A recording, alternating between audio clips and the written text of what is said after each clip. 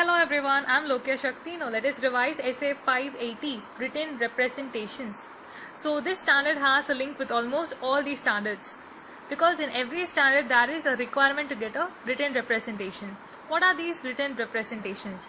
It is a written statement issued by the management and in some cases those charged with governance in order to confirm the matters or to support the audit evidence which has been obtained by the auditor in the course of audit.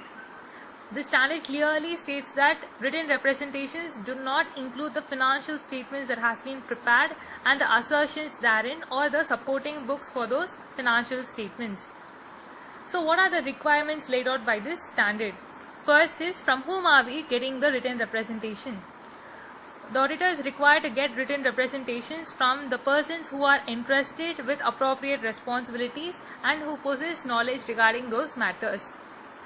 Besides other things, the auditor is required to get written representation with regards to management's responsibilities.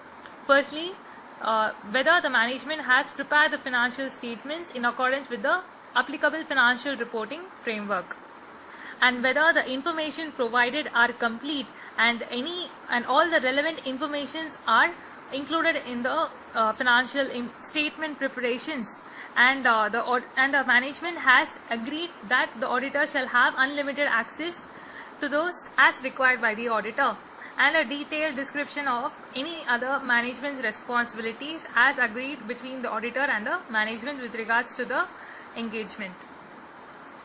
Besides this, any other written representations as required by any other standards shall also be in such a format and follow the requirements laid out under this standard.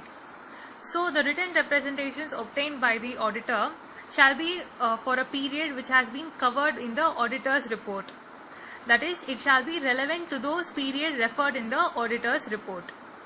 It is required to be presented in a letter format addressed to the auditor, and where it is required by the law to make it public, only then the written representations would be made public. In case where a situation arises where the written representations and the audit evidence contradicts each other or are inconsistent with each other, then the auditor shall perform additional audit procedures to resolve this issue.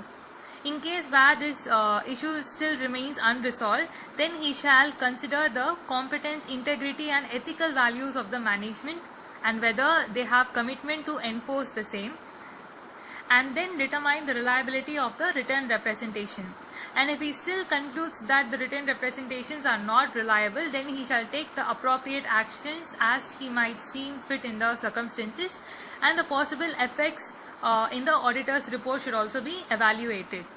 In cases where the written representations requested by the auditor has not been provided by the management, then first the auditor shall discuss with the management with regards to this issue. He shall then re-evaluate the integrity of the management, and then he shall take appropriate actions as he finds fit for the prevailing circumstances. So these are the requirements laid out by Essay 580, written representations, which are required to be followed by the auditor. So by this we come to this conclusion of the standard. I hope it was useful. Thank you for listening.